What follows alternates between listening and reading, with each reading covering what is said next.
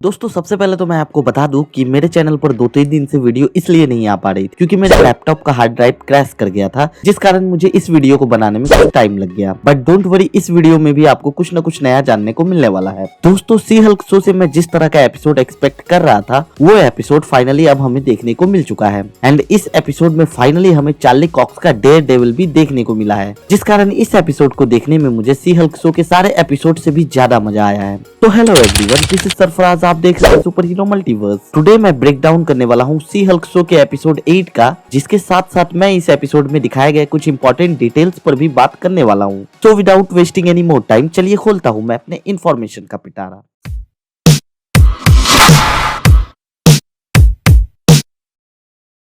दोस्तों ये एपिसोड शुरू होता है एक चोरी के साथ, जहां हमें दो चोर एलईडी की शॉप में चोरी करते हुए नजर आते हैं। एंड वहां हमें देखने को मिलता है फ्रॉगमैन का कैरेक्टर, जो कैरेक्टर मार्वल कॉमिक्स में भी एग्जिस्ट करता है। ये मार्वल कॉमिक्स का कैरेक्टर एक छोटा मोटा कैरेक्टर है जिसके पास मेंढक जैसी कॉस्ट्यूम होती है, जिसे पहनकर वो गुंडों से फाइट करता है। बट ये मार्वल कॉमिक्स का कैरेक्टर उतना ज्यादा पॉपुलर कैरेक्टर नहीं है, जिसका रियल नेम कॉमिक्स में एंड इस शो में यूजिन पैटलियो ही बताया गया है। लेकिन यहाँ हमें पता चलता है कि ना तो इसके अंदर कोई एबिलिटी है जिससे कि वो इन चोरों को पकड़ पाता, एंड ना ही ये बंदा अपने सूट को प्रॉपर यूज कर पाता है। बल्कि यहाँ जब वो फ्लाई करने की कोशिश करता है तो उसकी फ्लाइट शूज ही खराब हो जाती है एंड उसके पैर में आग लग जाती है। फिर सीन शिफ्ट होता है एंड हमें फिर से देखने को मिलता है ये फ्रॉगमैन का कैरेक्टर, जो कि अपना केस लेकर आता है सी हल्क के पास, जो कि जैकब्सन पर केस करना चाहता है। अगर आप जैकब्सन के कैरेक्टर को नहीं पहचान रहे तो मैं आपको बता दूं कि इस कैरेक्टर को हमने सी हल्क के पहले के एक एपिसोड में भी देख रखा है, जो कि सुपर हीरोज के सूट बनाता है। लेकिन फ्रॉगमैन का कैरेक्टर जैकब्सन पर इसलिए केस करना चाहता है क्योंकि उसका मानना है कि जैकब्सन ने उसके लिए डिफेक्टिव सूट बनाया था, जिस केस को लेने के लिए पहले तो सी हल्क मना करती है क्योंकि उसके भी जो ऑसम सूट्स हैं वो वही बंदा बना रहा है। लेकिन क्योंकि वो एक लॉयर फर्म में काम करती है तो उसे केस लेना पड़ता है, जिसके लिए वो जैकब्सन के कैरेक्टर से मिलने भी जाती है।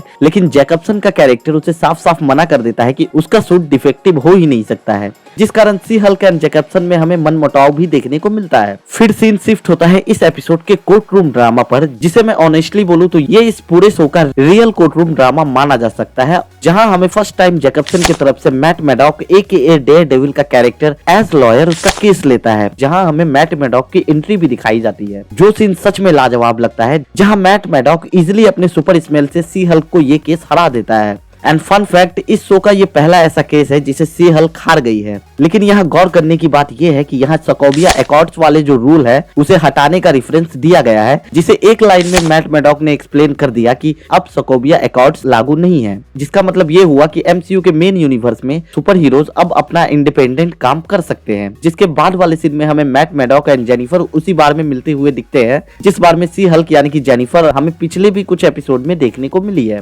जहां मैट मैडॉक एंड जेनिफर के बीच इंटरैक्शन भी देखने को मिलता है, जिसका मतलब डेयरडेविल एंड सी हल्क के बीच हमें फर्स्ट टाइम इंटरैक्शन देखने को मिलता है। इस सीन में मैट मैडॉक के कैरेक्टर के अपीयरेंस से एक अलग ही मजा आता है। मैं सच कहूं तो चार्ली कॉक्स के डेयरडेविल एंड मैट मैडॉक का तो मैं नेटफ्लिक्स के टाइम से ही फैन था, तो मैं तो बहुत इंजॉय कर रहा था इस एपिसोड को। जिसके बाद दोनों को एक एक कॉल आता है एंड दोनों अपने अपने रास्ते चले जाते हैं। फिर हमें देखने को मिलता है कि सी हल्क को उसी चिपकू टॉट के कैरेक्टर का कॉल आता है एंड वो सी हल्क को अपने किसी लीगल एडवाइस के लिए इन्वाइट करता है एक रेस्टोरेंट में। लेकिन तब हमें पता चलता है कि इसे तो सी हल्क के साथ बस चेप होना था, जिस कारण सी हल्क वहां से चली जाती है। लेकिन इस सीन में जो अमेजिंग बात है वो ये है कि इस सीन में हमें वकांडा का रेफरेंस भी देखने को मिलता है, जहां टॉड उसे एक वकांडियन भाला के बारे में बताता है, जिस सीन का रेफरेंस हमें इस एपिसोड के क्रेडिट्स में भी देखने को मिलता है। मुझे ऐसा लगता है कि ये रेफरेंस इसलिए दिया गया होगा क्योंकि MCU की जो अगली अपकमिंग मूवी है वो है वकांडा फॉरएवर, जिसका ऑफिशियल ट्रेलर भी हमें रिसेंटली देखने को मिला है, जिस ट्रेलर का ब्रेक डाउन भी मैंने किया था। अगर आप देखना चाहते हैं तो लिंक ऊपर आई बटन पर फ्लैश हो रहा होगा, आप वहां से देख सकते हैं। जिसके बाद सी हल्क को फ्रॉगमैन के कैरेक्टर का कॉल आता है, जहां हमें पता चलता है कि फ्रॉगमैन के कैरेक्टर पर किसी ने हमला कर दिया है एंड वो सी हल्क को कॉल करके उससे हेल्प मांगता है। जहां सी हल्क हमें फर्स्ट टाइम अपने सुपर हीरो वाले सूट में देखने को मिलता है, जिस सूट को जैकब्सन के कैरेक्टर ने ही बनाया है सी हल्क के लिए। जिसके बाद हमें इस एपिसोड का सबसे ऑसम सीन देखने को मिलता है, जहां सी हल्क के सामने डेयरडेविल का कैरेक्टर जंप करते हुए दिखता है, जिस सीन को देखने के लिए मैं तो बहुत ज्यादा क्यूरियस था। जहाँ Daredevil and She Hulk में थोड़ी फाइट एंड एक्शन सीन्स भी देखने को मिलते हैं। सच कहूँ तो डेयर डेविल की जो एक्शन कोरियोग्राफी की गई है इस सीन में मुझे कमाल का लगा है। जिसके बाद सी हल्क डेयर डेविल को पकड़कर उसका मार्क्स उतार देती है, क्योंकि ऑब्वियसली सी हल्क ज्यादा पावरफुल है। लेकिन यहाँ ये मैट मैडॉक के कैरेक्टर को डेयर डेविल के पीछे देखकर चौंक जाती है एंड उसे ऐसा लगता है कि मैट मैडॉक अंधा होने का नाटक कर रहा है। बट वो सी हल्क को अपने बारे में सब कुछ बताता है एंड ये भी बताता है कि जैकब्सन के कैरेक्टर को फ्रॉगमैन ने किडनैप कर लिया है, इसलिए डेयर डेविल फ्रॉगमैन के कैरेक्टर के पीछे पड़ा था। जिसके बाद सी हल्क भी डेयर डेविल का साथ देने को तैयार हो जाती है। लेकिन Daredevil and She Hulk के बीच हमें कुछ डिस्कशन भी देखने को मिलते हैं कि कैसे अभी सी हल्क को कम एक्सपीरियंस है एंड वो किसी को भी बचाने के चक्कर में बहुत ज्यादा नुकसान कर देती है। वेल, इसके बाद वाले सीन को देखकर तो लिटरली मुझे नेटफ्लिक्स के डेयर डेविल के एक्शन सीन्स याद आ गए। जिसके बाद ये लोग फाइनली जैकब के अड्डे पर पहुंचते हैं, जहां हमें कुछ रेफरेंस भी देखने को मिलते हैं। जहां इस सीन में हमें एक फ्रॉग सिग्नल करने वाला बल्ब भी देखने को मिलता है, जो कि डायरेक्ट रेफरेंस है डीसी के बैटमैन के बैट सिग्नल का। जिसके बाद हमें इस सीन में देखने को मिलता है कि इस बंदे ने अपने नाम का गेम बना रखा है। खैर, यहाँ सी हल्क एंड डेयर डेविल जैकब्सन को बचा लेते हैं। फिर पुलिस एंड मीडिया का सारा क्रेडिट सी हल्क को मिल जाता है, क्योंकि डेयर डेविल एक ऐसा कैरेक्टर है जो सीक्रेटली काम करके ही कंफर्टेबल रहता है। फिर डेयर डेविल एंड जेनिफर के बीच हमें बहुत कुछ होता हुआ दिखता है एंड रात भर सी हल्क एंड डेयर डेविल एक साथ होते हैं। वो क्या कर रहे होते हैं ये आपको अच्छे से पता ही होगा। जिसके बाद दूसरे दिन हमें एक ऐसा सीन देखने को मिलता है जो कि मार्वल एंड एमसीयू के यूनिवर्स में बहुत कम देखने को मिलता है। जी हाँ, फर्स्ट टाइम हमें डेयर डेविल का कैरेक्टर मॉर्निंग यानी कि दिन के टाइम में देखने को मिलता है, जो कि सी हल्क के घर से वापस जा रहा होता है। सच कहूँ तो डेयर डेविल जितना सीरियस कैरेक्टर है, इस तरह की सीन जो है उसे सूट नहीं करती है, बट इंटरटेनिंग तो था ही। फिर सी हल्क फोर्थ वॉल ब्रेक करके हमें बताती है कि अभी तक शो खत्म नहीं हुआ है, तो इसका मतलब ये एपिसोड अभी बाकी है,